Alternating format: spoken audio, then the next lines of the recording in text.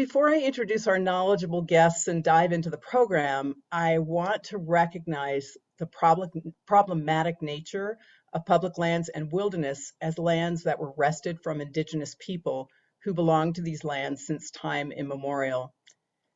As Great Old Broads for Wilderness, we commit to learning more about the Indigenous peoples in each of the areas where our broadband chapters are working for conservation, prioritizing ways to advance tribal sovereignty and self-determination, and we're working to achieve equity and representation at every table where discussions are made about management of lands on this continent, all of which are native homelands. Great Old Broad's national office is based in Durango, Colorado, and we acknowledge that our sustenance and our prosperity is derived from lands from which native peoples, who have been caretakers of the land for hundreds of generations, were forcibly removed. The Nooch people, which has been anglicized to Utah or then Ute, particularly the Weemanooch band, lived and thrived throughout these lands. Today, 3 Ute nations recognized by the federal government are headquartered in Southwest Colorado and in Utah. We also live on the ancestral homelands of the Hopi and Pueblo peoples who lived, worked, and prospered here before moving in their long migration to their present-day homes. We acknowledge the lives and histories of these Indigenous peoples, along with those of the citizens of more than 200 tribal nations that are now living in Colorado. This land acknowledgement is a small but first step towards reconciling our histories. I want to dedicate our webinar today to the memory of Clem Pope, who served as a devoted wilderness purist, as a horsepacker, trail maintainer, wilderness ranger, and wilderness manager for over 40 years on the Frank Church River of No Return Wilderness and the Selway Bitterroot Wilderness in Idaho. Broads is going to be putting increasing focus on training our members on wilderness defense using litigation, arbitration, and mediation through a Wilderness Defense Fund endowment that has been established by the Pope family at the end of 2021. So thank you so much, the Pope family, for this opportunity. And now I want to give a very special thank you and welcome to our guest speakers today. They've taken their time to share their knowledge on wilderness management with all of us, and I'm pleased to introduce them in the order in which they'll speak. So first, many of you already know Ann Vera, who is a retired wilderness ranger from the U.S. Forest Service, and she was also our South San Juan broadband leader in Durango until she moved to Fort Collins last year, and we really miss her. And we're hoping she'll start a broadband in Fort Collins. Anne worked as a wilderness ranger for the Forest Service for some 20 years, patrolling the Weemanooch Wilderness in Southwest Colorado. She's also a master crosscut sawyer, and she continues to lead trainings in crosscut saw technique. When she was not working in the Weemanooch, Anne spent 2 decades working seasonally in Antarctica as staff on expeditions of research scientists at McMurdo Sound. Anne served as the South San Juan broadband leader in Durango, Colorado, until she moved to Fort Collins last year. Chris Barnes is our next speaker, and he retired as a wilderness specialist for the Bureau of Land Management. He spent the last 15 years of his career as the BLM representative at the Arthur Carhart National Wilderness Training Center in Missoula, Montana. Chris brings a wealth of knowledge as a trainer of wilderness managers from all 4 agencies that manage wilderness. He has co-authored publications, articles, tools, and even wrote and directed a film called American Values, American Wilderness on the essential importance of preserving wilderness character. And I also want to mention that Chris is the lead author on BLM's wilderness and wilderness study areas and policies and that's important to mention because he will be speaking about them today. You know that we had planned to have George Nickus with us today, who is executive director at one of our partner organizations, Wilderness Watch. Unfortunately, George had a family emergency, so Chris is going to be covering some of George's planned topics. And I want to thank Kevin Prescholt, who now serves as Conservation Director for Wilderness Watch, who's going to join in on the question and answer at the end of the sessions in George's place to bring his experience and involvement with Wilderness Watch, where he's been involved in various roles since 1989. Kevin worked a decade as a guide in the Boundary Waters Canoe Area Wilderness, Then he directed Friends of the Boundary Waters for 16 years, and next led the Public Lands Program for the Isaac Walton League. He's written extensively on the boundary waters, on wilderness policy and history, and he comes to us today from Minneapolis. Thank you, Kevin, for joining us at the last minute. The National Wilderness Preservation System today is slightly larger than the state of California, comprising some 111 million acres and more than 760 wilderness areas. Great Old Broads has, since its very inception, worked to protect lands as wilderness because wilderness designation gives the greatest possible permanent protection from roads, from extractive industries like oil and gas or mining, and from all of the pressures of an expanding population. Great Old Broads has worked to designate and defend wilderness using the power of the 1964 Wilderness Act, which is soon nearing its 60th anniversary. That's just a few years younger than me.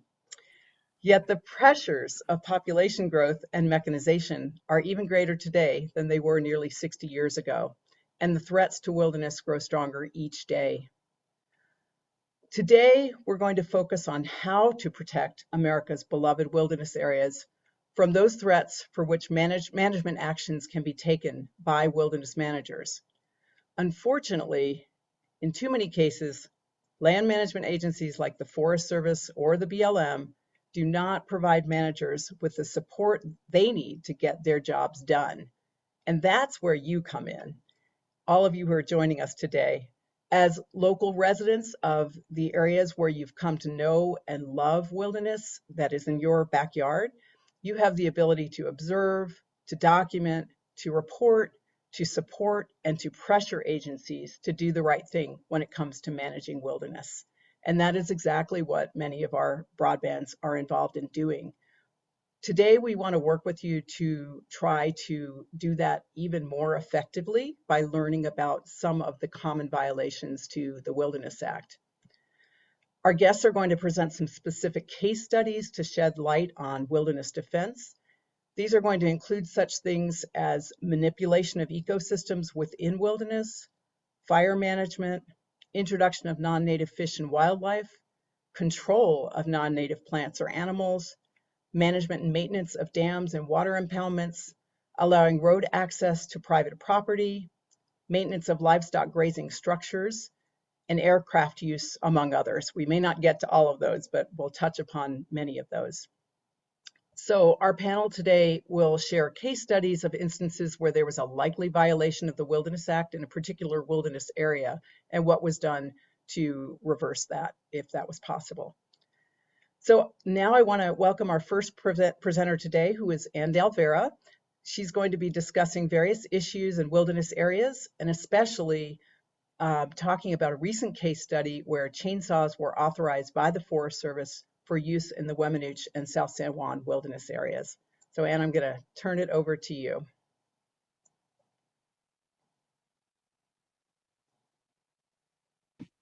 Thank you, Shelley. And it's great to be here. It's wonderful to see everyone again. I know a lot of the broadband leaders, and it's wonderful to see so many people coming to this webinar. I believe that Lisa is going to be sharing screen to show my slides, and so we can get started when that happens. As Shelley mentioned, my background is as a wilderness ranger for over 30 years with the U.S. Forest Service. So that's what I'm familiar with. And I am grateful and my computer is just acting a little funky. So just one more minute. Sorry about that. Okay, no worries. I'm grateful that I've had the opportunity to have a career that was based on seasonal work and working on the ground primarily. Other presenters have more experience with policy and development of management of wilderness from a position of greater power, perhaps. But I'm grateful that I was able to work on the ground and meet people in wilderness and speak with them about their wilderness experience, and also be able to do some work directly to help with things like using crosscut saws to clear trails. I cleaned fire rings, packed out a lot of trash, and saw and collected a lot of data that was used for management decisions. That's a brief synopsis of what a wilderness ranger does. And I imagine quite a few of you are familiar with that as you travel through wilderness. Nowadays, it seems that a lot of wilderness ranger work is being done by volunteers, and as well as trail maintenance and things like that. So it's very valuable to have that wilderness volunteer support. So I encourage you to get involved in that manner, as well as, and oftentimes if you're involved in volunteering, you're also hearing a lot about what some of the decisions are that are being made about managing wilderness. So it's a valuable experience from that point of view too. Do we have any questions that might be able to be answered before we begin the presentation? If it doesn't work, Lisa, I can share my screen and put the slides up on that. Ah, there it is. Great.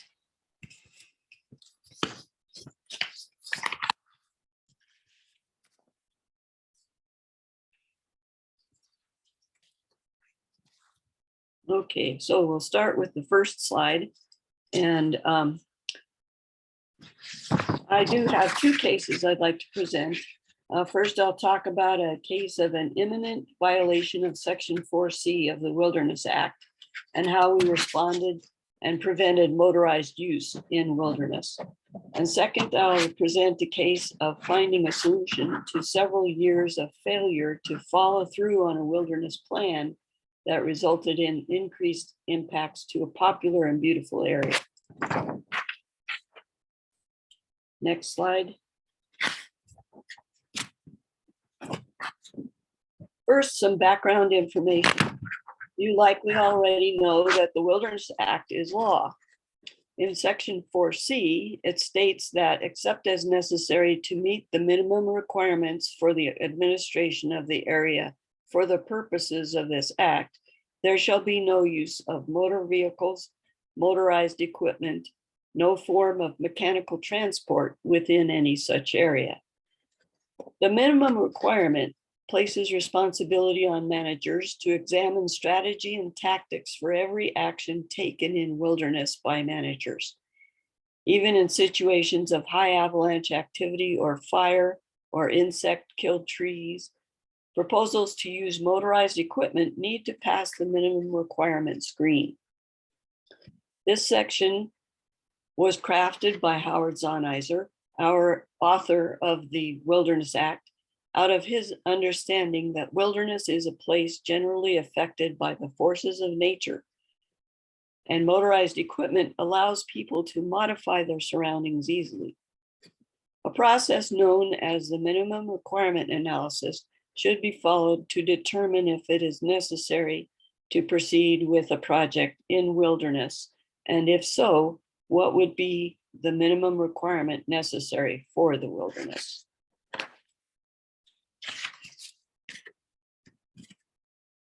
Case one is trail clearing in wilderness. In Southwest Colorado, a very large infestation of spruce bark beetle killed massive trees for about 10 years. It progressed across the 490,000 acres of Weminuche wilderness and 161,000 acres of the South San Juan wilderness on the San Juan and Rio Grande National Forests. Up to 90% of spruce trees were killed by spruce bark beetles.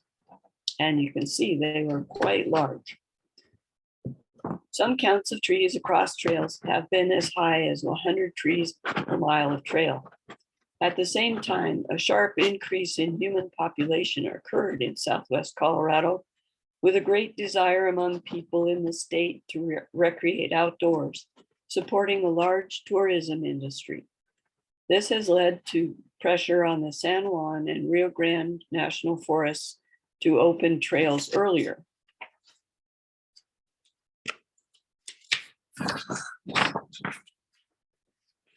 Prior to the issuance of the decision to use chainsaws in wilderness, we spoke directly to line officers, forest supervisors, and district rangers on both forests. If you could go to the next slide. Thanks. Expressing our concerns that this decision was beyond the realm of usual exceptions to Section 4C of the Wilderness Act and was unnecessary. We gave examples of successful crosscut saw use to clear trails and asked that this decision not be made. We wrote to the regional forester and asked our contacts to write as well. When the decision was made and announced, we asked Broad's national office and Wilderness Watch and San Juan Citizens Alliance for advice, and soon began the process of litigation, suing the regional forester and the U.S. Forest Service for violation of the Wilderness Act and other laws. After our suit was brought, the regional forester reversed his decision, claiming it was due to the heavy snows in the high country.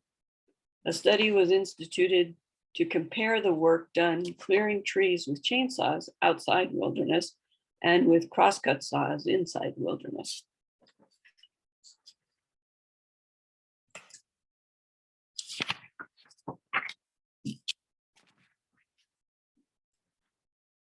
As I mentioned earlier, it is necessary to do an analysis before deciding to implement a prohibited use, such as motorized equipment or roads or permanent structures in wilderness. The minimum requirement analysis, or MRA, is a process used by land management agencies to determine if the proposed action is the minimum requirement necessary to administer the area as wilderness. The first consideration is whether the action must occur in wilderness. Then whether it is necessary for the administration of the area as wilderness, and how that action will affect wilderness character, which is required by the Wilderness Act to be protected by land management agencies. An MRA was written for this decision.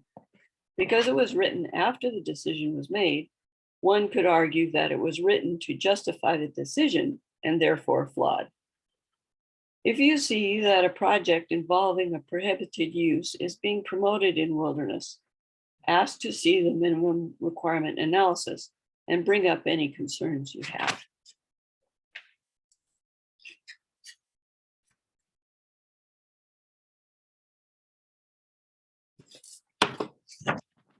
The second case I want to show is one about following through on wilderness plans. Wilderness planning translates the Wilderness Act, enabling legislation and agency policy in the context of the issues and situations for a given wilderness into direction for the wilderness area. A wilderness stewardship plan guides the preservation, management, and use of the wilderness to ensure that wilderness character is preserved and is unimpaired for future use and enjoyment as wilderness. Often the stakeholders participate in constructing the wilderness plan because we have a stake in the outcome. The wilderness plan for each wilderness or a group of wildernesses is part of the forest plan. This wilderness plan may be included in more than one national forest or other unit plan when a wilderness exists in more than one forest or agency unit. For example, the Weminuche exists in both the South San Juan and Rio Grande National Forests.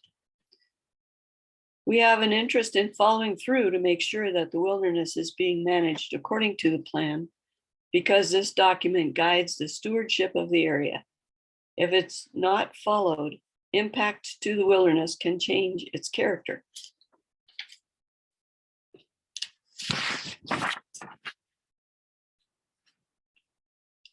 For example, Chicago Basin is the busiest hotspot in the Weminuche.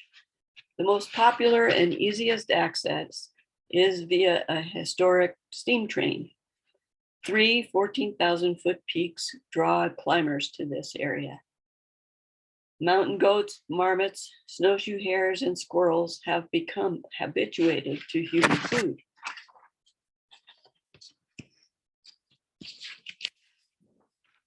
As visitor use increased throughout the early 2000s, impacts such as the number of campsites grew. The opportunity for solitude decreased dramatically, and human waste became more of a hazard when people left it on the surface or goats dug it up. Managers continued education of visitors, both by paid wilderness rangers and volunteer wilderness information specialists. Enforcement of regulations such as camping restrictions within 100 feet of water and a fire ban in the Needle Creek drainage helped reduce impacts in sensitive areas. Engraved posts were placed to alert visitors that campsites were closed when they were too close to water. And wag bags were provided free at the trailhead to encourage visitors to pack out their human waste. But the sheer amount of visitors meant that impacts continued to grow. Soon, all level spots in the drainage had become campsites, and trails were proliferating. The San Juan and Rio Grande National Forests had invested in campsite monitoring for several years, identifying all campsites in compartments in the wilderness. The monitoring volunteers graded and described each campsite using consistent factors. They also kept track of encounters along trails and in trailless areas. When conditions on the ground in Needle Creek compartment were compared to the standards in the Weminuche Wilderness Plan, it was found that the number of campsites, 93, were well over the standard. Encounters had also been exceeded for many years. By 2017, volunteer wilderness information specialists reported several instances where visitors refused to comply with camping and fire regulations when asked and educated. The situation was getting out of control.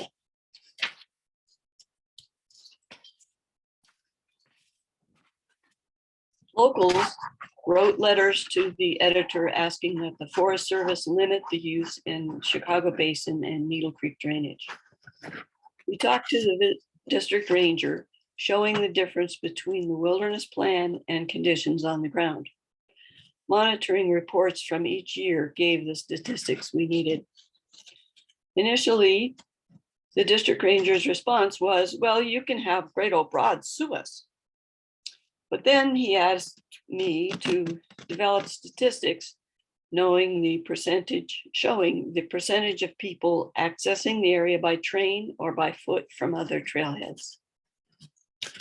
When statistics showed the vast majority arriving by train to hike into the area, he agreed to approach the train company officers to ask that they limit each day's train to 9 groups of people that were going to Chicago Basin. The train company agreed to that solution. I believe that this agreement is still used and the impacts are lessening.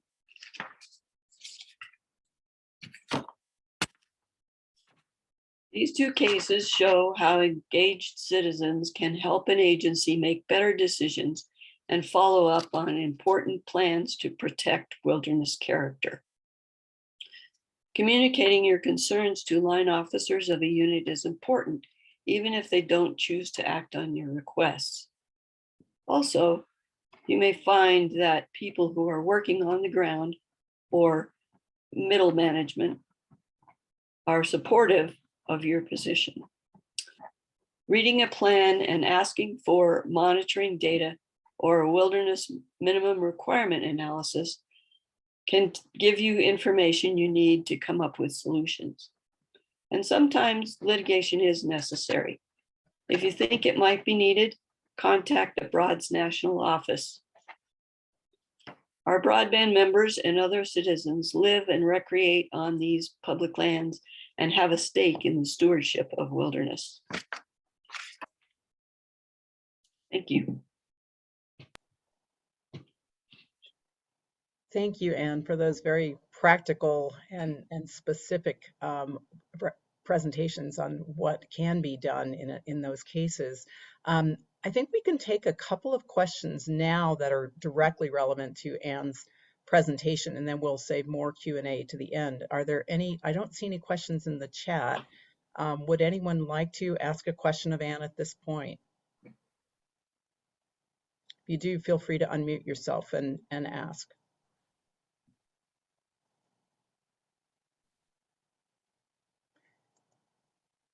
And I think I'd like to ask a question, just if a broadband member or a member of Great Old Broads is wanting to find out whether a minimum, whether the MRA has been done and whether they are following guidelines, who would they go to? How do they find out whether that has been done? What's their first step? I would say going to the local Forest Service office and asking the district ranger is a good way to start.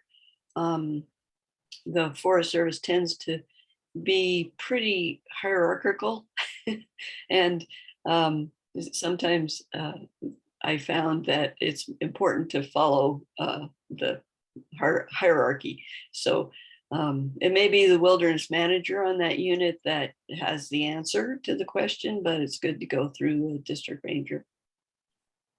Okay, so approaching the district ranger before the wilderness manager, is that what you're saying?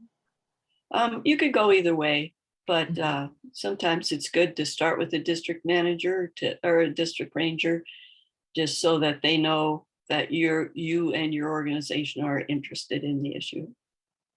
Great, thank you. Anna, did those volunteer wilderness information specialists, were they part of the Broads? How did they become information specialists? The Forest Service worked through an organization called San Juan Mountains Association, and SJMA had recruited and trained those wilderness information specialists. So oftentimes on a national forest, you have a friends organization that coordinates volunteers. Thank you. Mm-hmm. Any other questions for Anne? Yeah, Anne, hi, it's Robin. Thanks so much for being here today. Checking in, does every wilderness area, they require to have a wilderness plan? I think you're looking. And how long do they have to prepare that? And then how long does it last? Well, that might be a question more for Chris Barnes, but I think they are required to have a wilderness plan. Chris, if you want to unmute and answer, you can. Yes, they are. Generally, they're expected to be done within 3 years of designation, and that is almost never adhered to. Ooh. And you're not going to, I think you're not going to,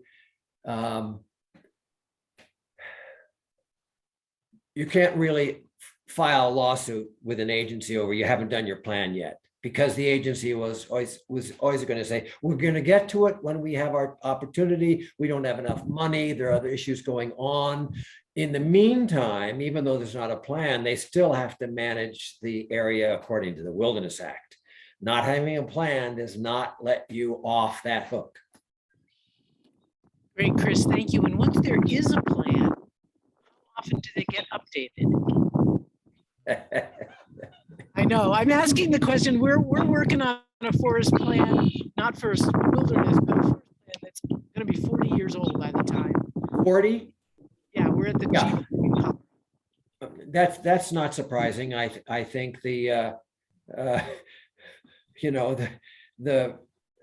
I mean, just For an example, the Bistay Wilderness, which I managed during the 1990s, was still operating off of plans that were 10 years old before the Bistay and the Nazin wildernesses were combined. So they were already out of date in 10 years, and they haven't been revised since then. So that's more than 40 years. And I go back to the idea of the plan is not so important as actually following the law. Thank you. Yeah.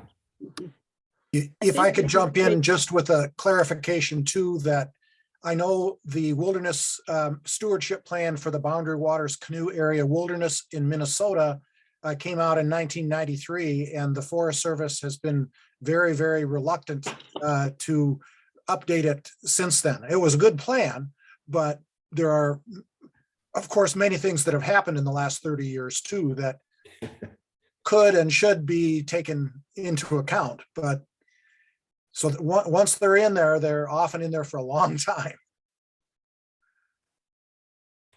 Thanks, Kevin. I think unless there's a question specifically about Anne's presentation, we'll leave the more general questions till the end. Is there anything else that's specific to Anne's presentation? Okay, well, if not, then I think we'll go ahead and move to Chris. I want to welcome him as our next presenter.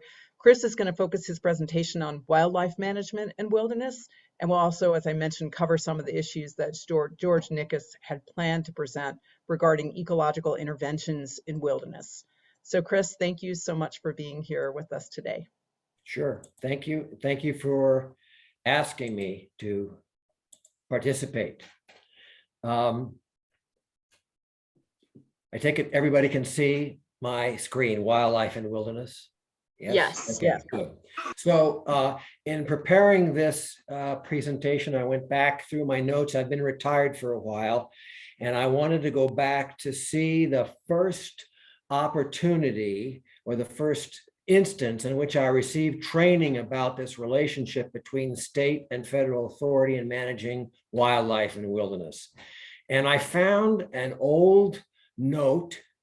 It was so old, it was written on parchment with a quill pen in Latin. And the statement that I wrote down was status agit animalium et feds cura de terra finis. Now, for those of you for whom Latin was not your first language, this says basically that the states manage the animals and the feds take care of the land. That's what we were taught forever. There are three problems with this dichotomous stewardship. First of all, it makes no ecological sense, right? I mean, you can't separate the animals and the land. It just doesn't work ecologically. Secondly, it's not the actual practice, right? The states, not only do they want to manage the animals, they also want to manage the land. And this is based on the state claims that they own the wildlife. You probably have heard this from a state land agency. Sometimes it's in law, right? Idaho has a law that says all wildlife within the state of Idaho is the property of the state of Idaho. How nice for them to be able to pass their own laws that way. The problem is that that isn't true.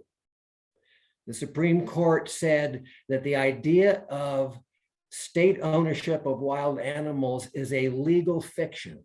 In other words, it's useful for certain topics to talk about. The states own the animals, but they in fact do not own the animals, right? So who should be managing the wildlife? In national parks, it's quite obvious that most parks have complete control over everything within their boundaries. They do not share control over wildlife with the states. It's a little less clear with like the BLM and the Forest Service. There's a kind of continuum between the states and the feds, Partly this is because in national parks, of course, there's most of them, there's no hunting.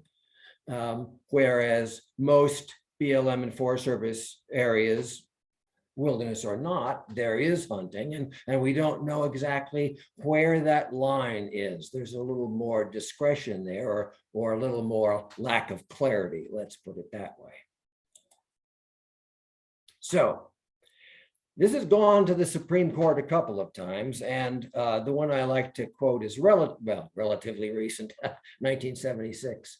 Kleppe v. New Mexico. This had to do with the management of wild horses, not a wilderness case. And the Supreme Court said, without a doubt, the states have some trustee and police powers over animals, but those powers exist only insofar as their exercise is not incompatible or restrained by the rights that the federal government has, right? Federal legislation necessarily overrides conflicting state laws. So if there is a conflict between feds and state law, the state law must recede. You see here, there's this overlap between state and federal management.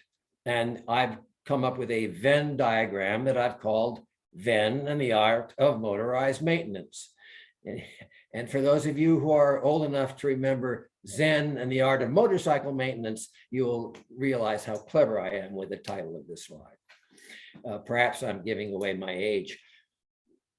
But we're talking about not just motorized maintenance, but as Anne was talking about, beyond that, any kind of wildlife management action taken, and specifically, we're going to be talking about in wilderness. So if there's conflict between state and federal law, what does the federal law say about managing wildlife in wilderness? Here's what the Wilderness Act says. Nothing in this act shall be construed as affecting the jurisdiction or responsibilities of the several states with respect to wildlife and fish. Notice it doesn't say what the jurisdiction is. It doesn't say what the responsibilities are. It says we're not affecting it with this law. And the states will frequently point to this and say, that means we get to have jurisdiction over wildlife and fish. Here's another example from the National Wildlife Refuge System Improvement Act, written in 1997, that appears to go even farther.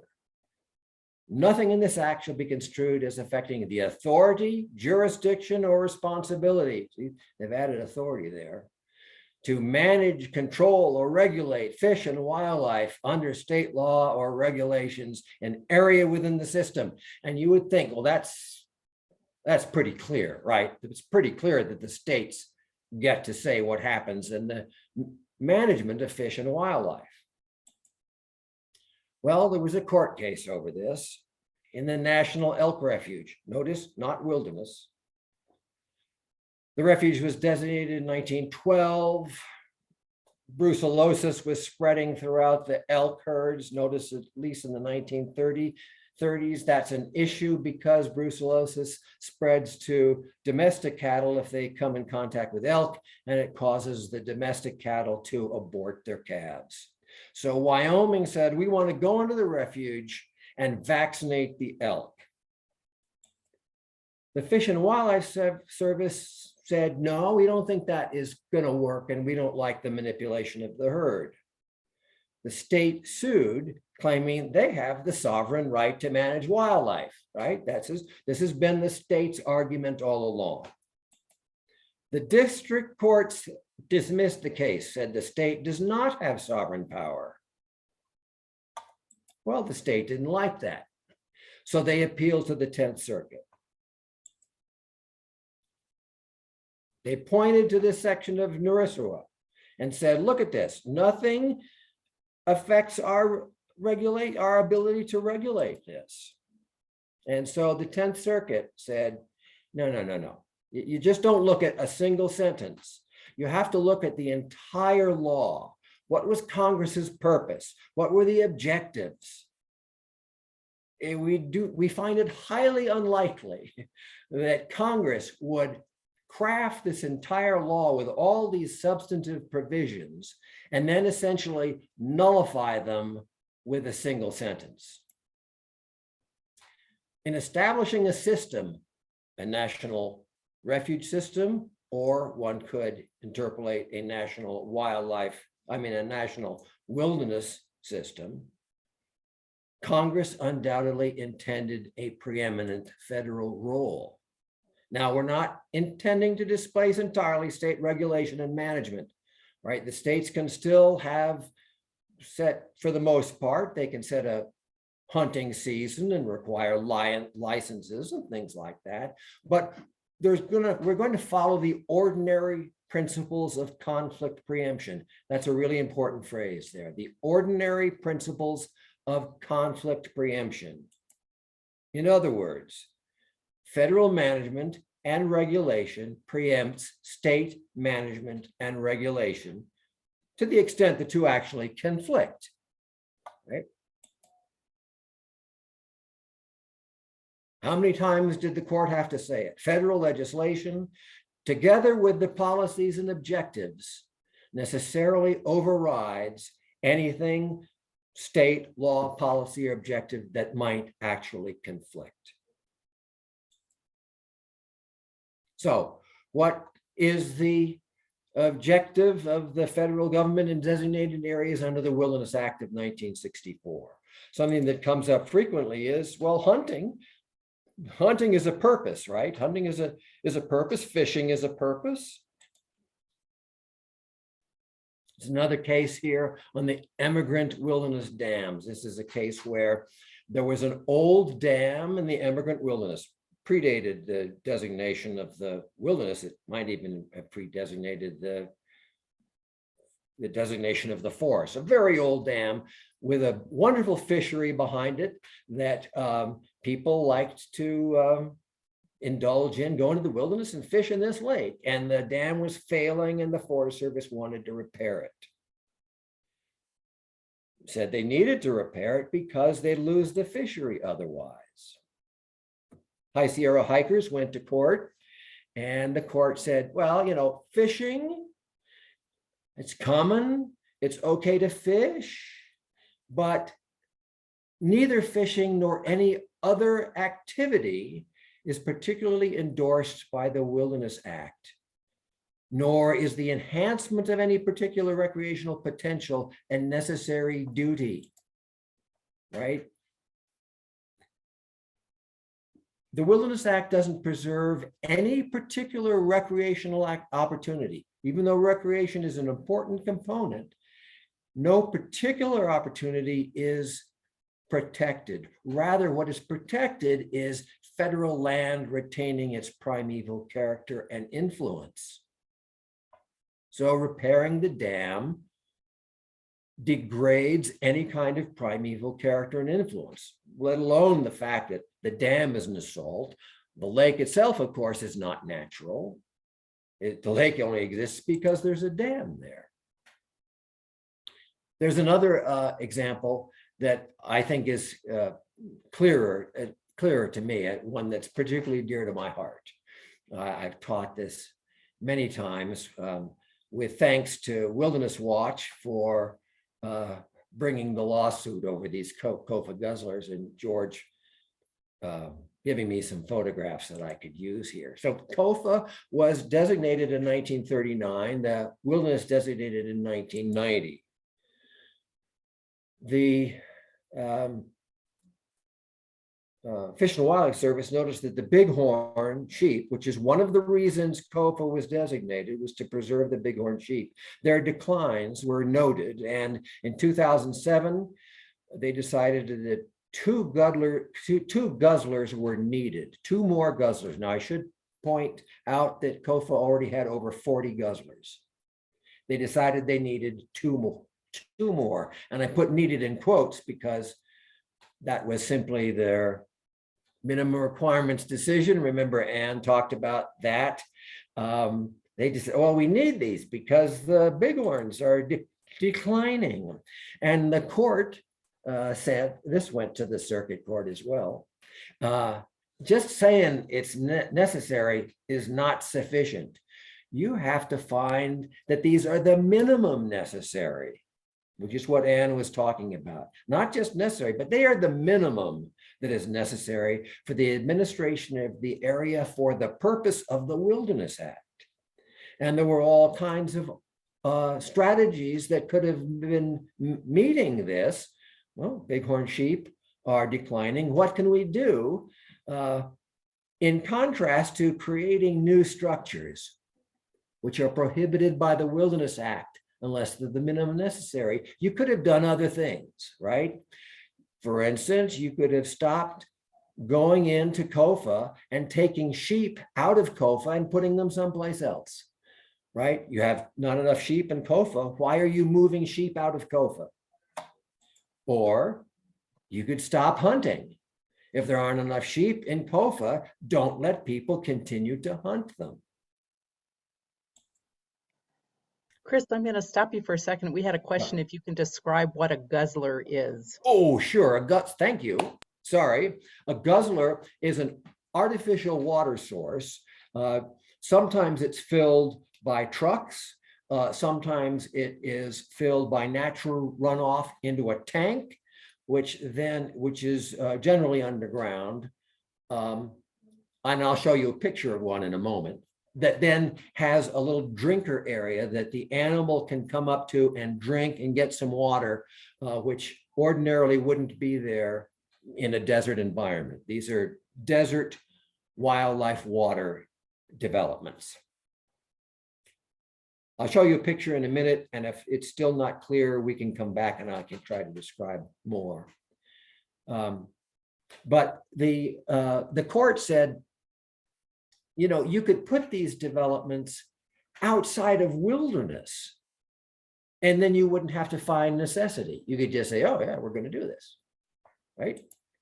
That's not what happened. So as part of the lawsuit, Wilderness Watch required, or the court required that on Wilderness Watch wanted to have the Fish and Wildlife Service put out cameras on these wildlife waters. You can see the one on the upper right hand is a bobcat that's actually drinking out of the drinker, right? So we have. Can you repeat that? Yeah. Did you all hear that? Someone say, "Dragon, go to sleep." Sorry, here's what you can say. So for 2 years, there were cameras at the 2 guzzlers that were put in. They worked day and night. Every time something moved, it would take a picture and then wait 5 minutes. And if something was still moving or something else was moving, it would take a picture. There were 11,300 pictures of these. So we've got, in those 11,300 pictures, I went through them all, thanks to George for providing them for me. There were 5 pictures of mountain lions, 77 pictures of bobcats, and 472 pictures of coyotes. These are the top 3 predators of bighorn sheep. Right? There were 2 pictures of bighorn sheep. So what the agency was doing, rather than providing water for bighorn sheep, it was providing water for the predators of bighorn sheep. So if you wonder why there are not enough bighorn sheep, perhaps you should stop providing water for their predators. Something else was shown by the analysis of the photographs, and this is the underlying reason, if you're not giving the Fish and Wildlife Service the benefit of the doubt, why there's a guzzler there. There were 4,400 pictures of so-called game birds, quail and Inca doves, birds that would not be congregated there and so easy to hunt if it weren't for the artificial water. And perhaps more to the point, 828 pictures of mule deer which would not exist at all if it weren't for this supplemental water. So we have this Venn diagram, whoops. We have this Venn diagram, and actually the Fed agency management has superiority over the states. We've decided that. The issue is, okay, where is the line that we draw between federal and state management? And in wilderness, it is the easiest, right? Because that is a bright line. And that line is the point at which what the state wants to do may impact wilderness character as determined by the federal agency. It's the Fed's responsibility to determine that, not the states. And they need to determine if it may impact wilderness character. Okay, so what about things in the Code of Federal Regulations? This is from the BLM section, and this will be pointed to as, yeah, that's all fine, but what about this section in the CFR? FLPMA explicitly recognized and reaffirmed the primary authority and responsibility of the states. Well, first I should say, actually, FLPMA does not do this, but the person who wrote this section of the CFR wanted the states to have this authority, so they put this in. We live with this language, all right? What does that mean then? Primary authority and responsibility. There are two meanings to primary that might be applicable here. One being first in importance, and you could argue that that's probably what the person who wrote that meant, although it doesn't say that. The other is first in time or sequence. Well, we know it has to be the second meaning of primary. Okay, the state manages wildlife first, and they manage it right up to the point where what they do may impact wilderness character. It can't be the first one because the courts have said the preeminent federal role rules. Okay, now that's the generic law. So there's special language when a wilderness is created. There's special language happening more and more frequently. I want to show you just a couple of examples. Here's one that is fresh out of the gate. I just got this from George yesterday. All right. Alaska statehood. When Alaska Statehood Act was enacted, it transferred administration of wildlife from Congress to the state, except in lands that were withdrawn or otherwise set apart. In other words, any wilderness, wildlife refuge, national park. And there we're back in the same old place, that if the state law conflicts with federal law, the federal law prevails. More common are the series of laws that have happened in the last 20 years or so with special wildlife language in them, consistent with the Wilderness Act, in accordance with appropriate policies, House report, blah, blah, blah. The state may use aircraft. What does that mean? The state may use aircraft, or the state may not use aircraft. It's up to the federal government to make a decision whether using the aircraft meets that minimum requirement, the minimum necessary requirement that Anne was talking about. Remember, Congress's complete authority over the public lands includes the power to regulate and protect the wildlife living there. United States Supreme Court. So there are a couple of law journal articles that I'm going to point you to. Shelley's going to make sure you get these links so you don't have to write them down. The first one with the alarming subtitle of debunking state supremacy, came out in environmental law. It's very long. It's 150 pages. It has 1,000 footnotes. It is the definitive work on this subject.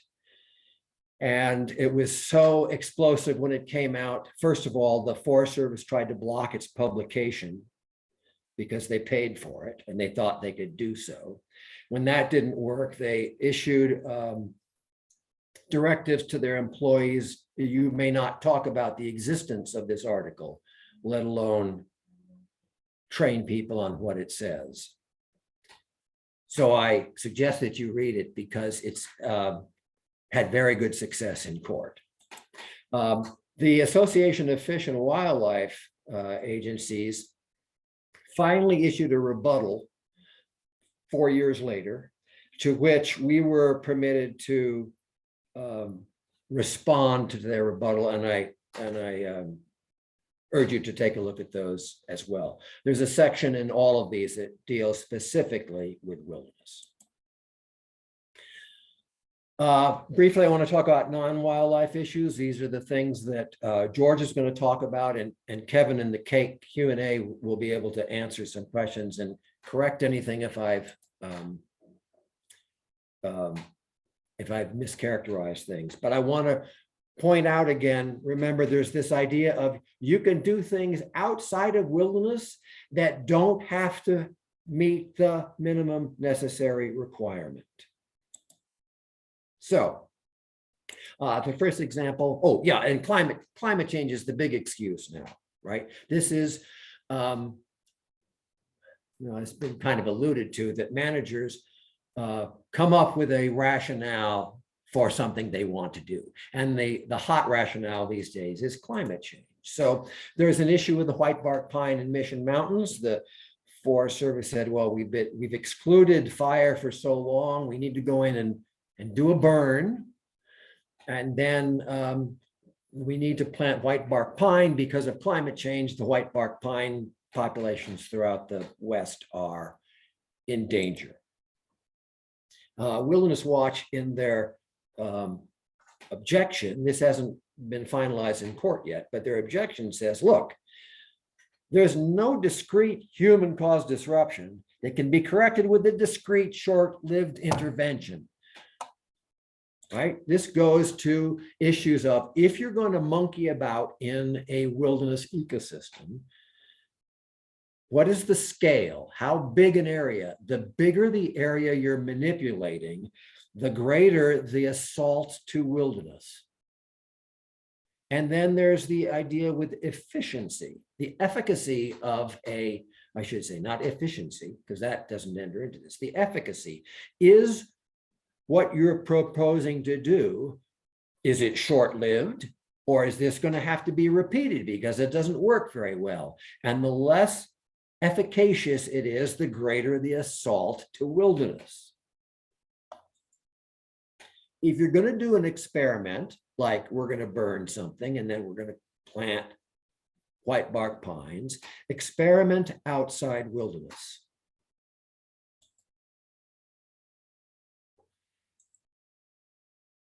Another one that's dear to my heart, because I worked in Isle Royale for a couple of years, is the idea of introducing wolves on Isle Royale. So we have an island. Moose swam to the island from Canada in the 1910s. There were no moose on the island up until then.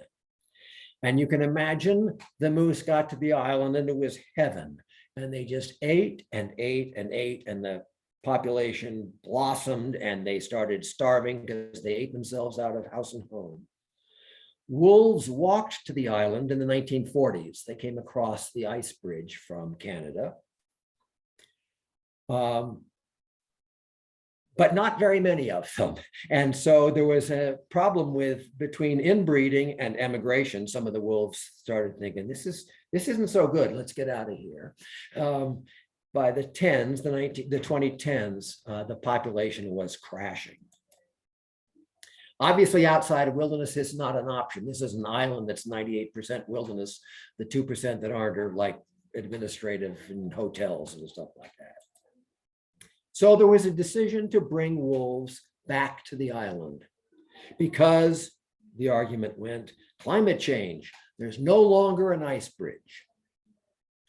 Well, 2 of the 10 years since they started thinking about this, there actually was an ice bridge. But that is conveniently ignored because, well, the conditions on the mainland aren't the same anymore. There's no reason for the wolves to come over the ice bridge. The other issues that came up is there would be starving moose, and people who are visitors to the island would be upset seeing starving moose. Yeah, some visitors would not like to see moose starving. I think that's not humane. It would also interrupt the research that's been going on there for decades, right? The interaction between moose and wolves, very long running predator-prey research there. And by bringing wolves back, we could continue on with this research.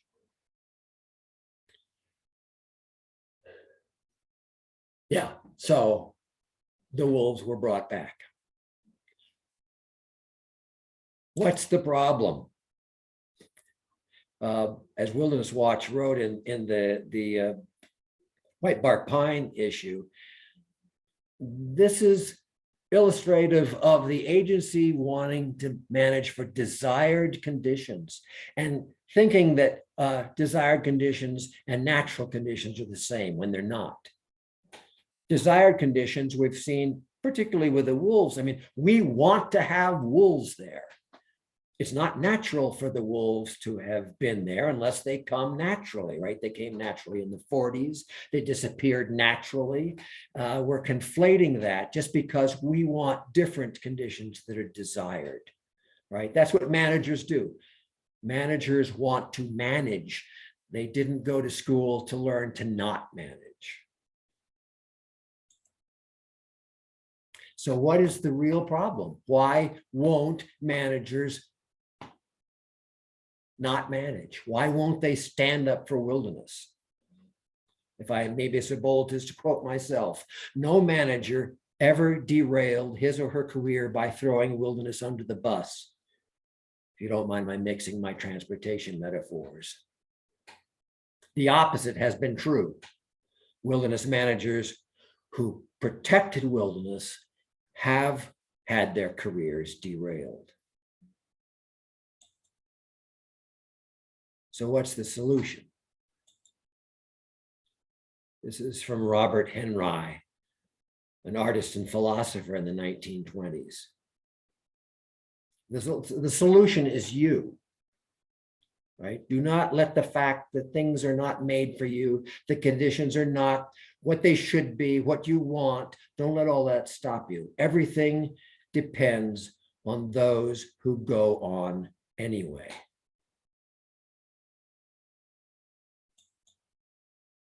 That would be me.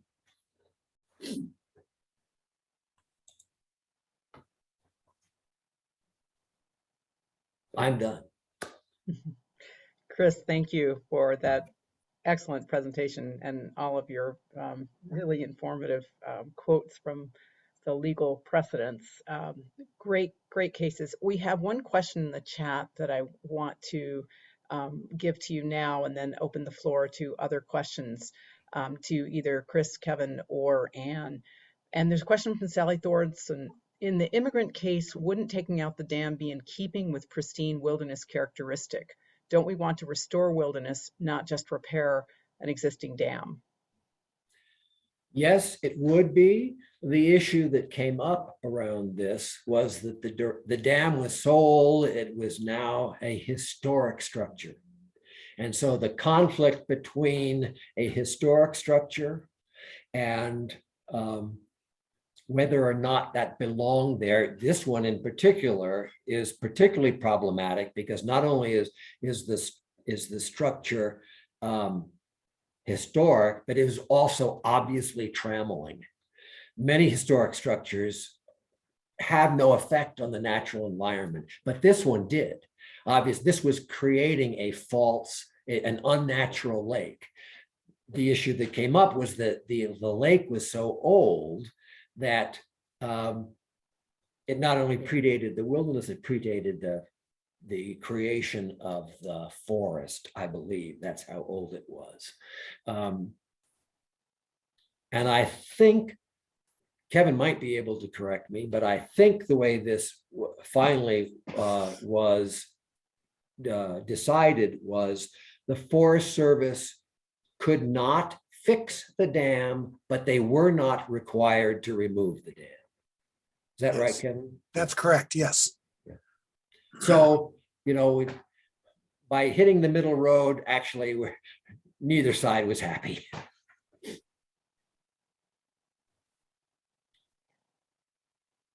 We have another question, Chris. I can't help but be curious as to why the court's very long decision was so disturbing to the agencies you referred to. What did it say in regards to wildlife protection or not? And that's from Louise Van Bono. And Louise, feel free to unmute yourself if you want to clarify anything further. Yeah. I was just hoping there would be maybe a very abridged and short synopsis as to what that was, because I think you said it was a couple 100 pages long.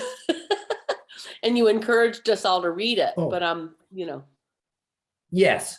Yeah. If you don't want to read the whole long thing, which is pretty much for lawyers, read the one at the bottom. There are 3 cases there. The one on the bottom, Right. the rebuttal, is considerably shorter, and it's pretty much saying to the Association of Fish and Wildlife Agencies, yeah, but you're wrong. And it won't have quite the weight in court, but it will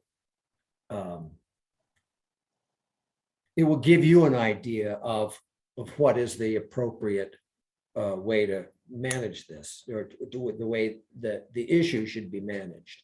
And I should say that holding the manager's feet to the fire is something that the Great Old Broads and Wilderness Watch and other NGOs do. It's as I said, managers are like, yeah, I know that's what the law is, but I'm not going to do that because I don't want my career to be over. And I would beat my head against the wall when I was in the agency. I was trying to train them. This is the law. This is the law. And ultimately, because I was within the agency and not outside the agency, I came to the realization of, as the saying goes, you can lead a horse to water, but you can't make him follow the law. Only you can make an agency follow the law. only me as a citizen, you're saying? Or Yes. are you saying me as any particular individual, whether within an agency or not? Not within an agency. Yeah. It's really, we just had this come up in Montana. The state, the BLM office made a map that was in violation of our wilderness policy. It labeled all these routes in wilderness study areas, numbered them, labeled them. Our policy clearly says you don't do that unless it's a road. These weren't roads. These were just ways created by the passage of vehicles. They had no legal standing. You can't do that. And I wasn't, now I'm retired, but the guys in the wilderness program who followed me are saying, you can't do this. And the state's reaction was, only the director can tell us not to do this. Okay. All right. You Very can lead a interesting. horse to water, you can't make him follow the law. Appreciate all of your insight. That was very interesting. If I could add on just a bit to Chris's comments, I think one of the reasons that the long law review article was so controversial is because it directly and correctly challenged the narrative among the states that the states have primacy over wildlife on federal lands. And, we see this kind of all over the country, really, with, like in the Forest Service sort of ignoring its wilderness stewardship responsibilities to the state of Montana because the state of Montana wants to poison 60 miles of the North Fork Blackfoot River to poison it to plant trout in that to kill off all of the fish that the state has planted in there in the past. It's just, and the Forest Service, approved of that until Wilderness Watch and other groups sued in court, and then suddenly the Forest Service dropped it. But an almost identical proposal is pending now just north of Yellowstone in the Absaroka Beartooth Wilderness, where the Forest Service has approved a 46-mile poisoning project in the Buffalo Creek area to plant cutthroat trout in that stream. So it's crazy that the federal agencies seem to continually abdicate their wilderness stewardship responsibilities to the states on fish and wildlife issues. Thank you for those really complete descriptions of what is going on and the craziness of it. I see that Clinton Nagel has a hand up. So Clinton, if you want to unmute yourself and ask your question. Okay, thank you. Yeah, I just wanted to reiterate what I had. Great presentation, by the way, Chris. Is there any way we can get notes from that or a transcript or something? I don't have notes. This is, what can I say? This is a lot of, I used to teach this, sorry, I don't have any notes. But you'll have the transcript, or you'll have, not a transcript, but you'll have a link, right? Is that right, Shelley? Yes, we'll provide a recording. We'll be posting this on our Broad's YouTube channel. And so you can actually go back and open that link and go to the recording and listen to it again. Okay, and thank you. We'll also send out the actual the citations that Chris had sent and a couple of other links to different areas that you can learn more. Okay, thank you. Yeah, I was just going to reiterate real quick, though, what both Chris and what Kevin said about I guess the ownership of wildlife on public land.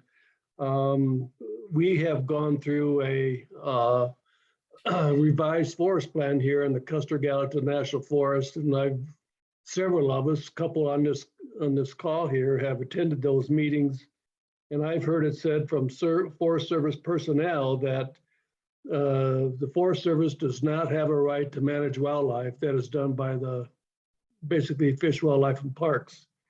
And we've got, I don't know, it's like talking to a brick wall.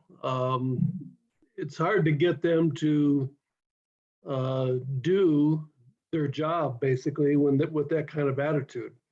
But in kind of relation to that, another issue that has come up here is the killing of wolves in Montana and Idaho. And here, this past winter, it had become known that people were killing wolves, I believe, from helicopters. And there was some people complaining about that these are state officials, I believe, that the state did not have a right to do that. And I think it was kind of, it was not a clear-cut case, I don't think. And finally, someone came across some case law, I think, where it was within the state of Montana, state officials do have that right to kill wolves because wolves are considered not wildlife, but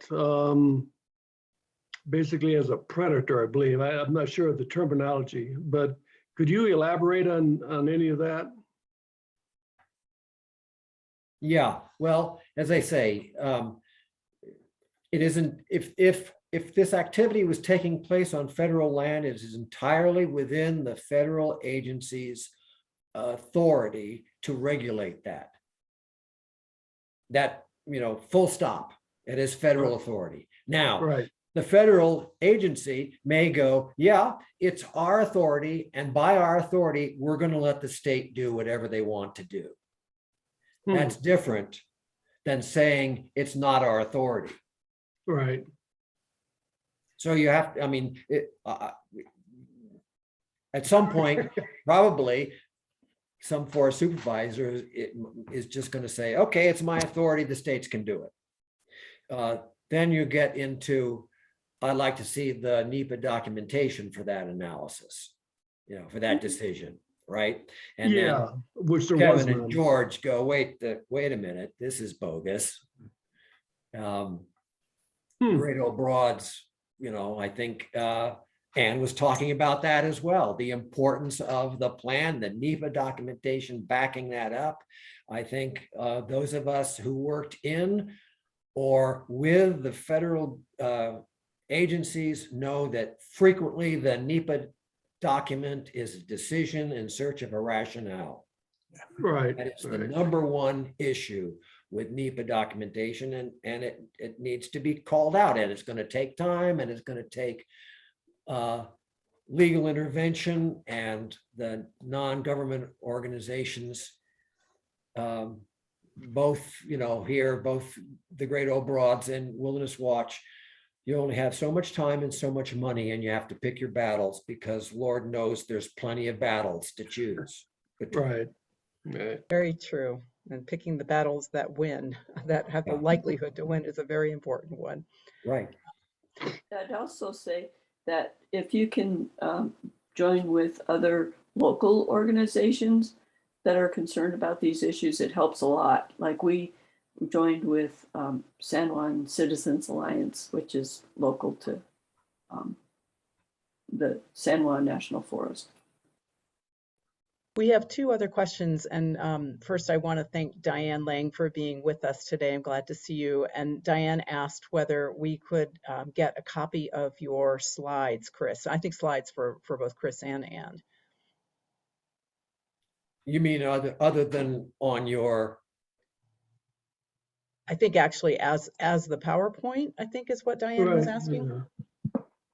Oh yeah, I mean, I can send you my PowerPoint, Shelley, and you can distribute it as you wish. I'm pretty sure it used to have an Arthur Carhart logo in the bottom corner, because from when I was teaching. I hope that is gone, because I can no longer be representing the government when I give this speech. But yeah, I can provide that for you. Okay, great. Thank you. Robin, you have a question. Yeah, my question actually, Chris, is a little bit in reverse. It sounds like a lot of your examples are when the state has exceeded their authority. And we here in the San Juan Mountains of Colorado have it's actually a draft decision for an EA that's out right now with regard to bighorn sheep home range that overlaps with some domestic sheep allotments. And some is in wilderness and some is not. So there's kind of it's an overlap there.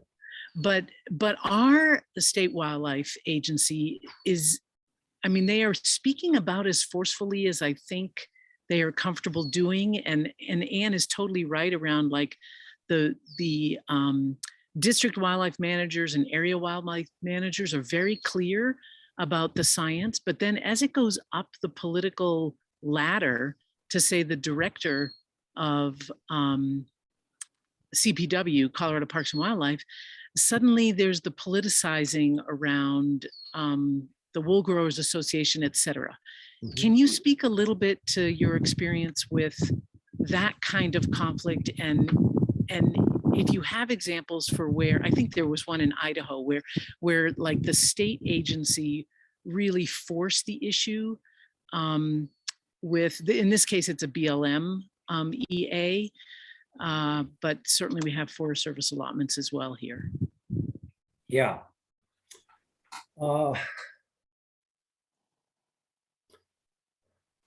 I'm not sure that what I'm going to say is going to answer your question. So if I don't, rephrase it, but in this conflict between what the state wants and what the federal government wants, the politics aside, there has to be a calling to account of the federal government if they're letting politics make their decision as opposed to science. But in the end, it's the federal government's decision. And I'm thinking of a case in California where, and it happened to be a wildlife refuge, the state of California said, we don't want any trapping here. There's a statewide ban on leg hold traps in California. And the federal government said, I'm sorry, you can't say that on the wildlife refuge. We still want to have leg hold traps. And so that went to court, and the court said, yeah, federal supremacy. So in this case with the bighorn sheep, and it certainly is going to come up in Colorado over the wolf, where are the wolves going to be and where are they not going to be, Gosh, the place they should be is in Rocky Mountain National Park, so you don't have to have all those elk culls every year, but they're not going to be put there probably. So we're going to have a big whole court case. But the idea of where it needs to be, I'm not sure that I'm answering this. It is at the end of the day, it is the federal government's decision for wildlife management on federal land. And if politics is becoming inappropriately determinative, as it would in life in these United States these days, that is, I think, the role of NGOs such as Great Old Broads or Wilderness Watch to get involved and say, look, we're gonna do this as science. We're going with science. And I know there are an awful lot of people in the country who don't believe in science anymore, but we hope that will not happen in the courts. I don't know, Robin, did that answer your question or not? Yeah, as much as is possible, I think, Chris, that's what we have done that. There's a coalition of bighorn advocates who have definitely lobbied, even to the point where outside the protest period, we've been in touch with senators and whatnot. But we keep hoping that our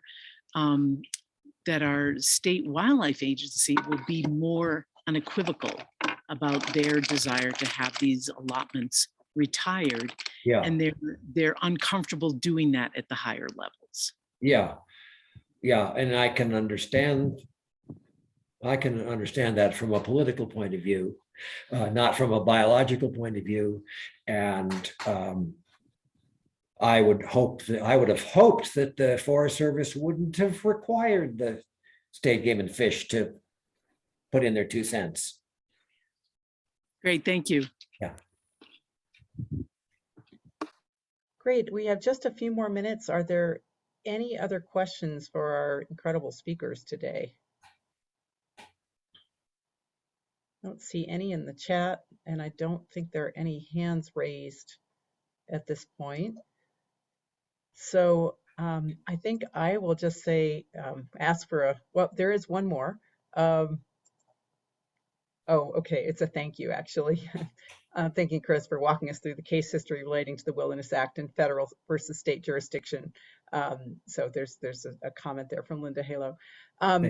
Chris and Kevin, we so appreciate all of the expertise that you brought to us today and the specific case examples and the background as to why this is so important in terms of the way that we are watchdogging wilderness, that we are making sure that we are doing what we can to ensure that the Wilderness Act is actually implemented in the way it should be. These are complicated situations, and I think you've given us some great examples of what we can do and some samples of cases of law that we can rely on. I think particularly the wilderness and wildlife question was very illuminating for me.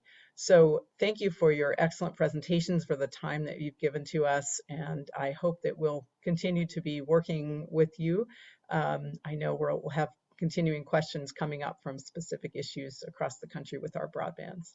So huge round of applause for all of you, and thank you for everyone who attended today. Thank Thank you. you. Keep up the good work. Yeah, Great Old Broads is a wonderful organization, and we look forward to working together going forward as we have in the past. Thank you, Kevin. Thank you all.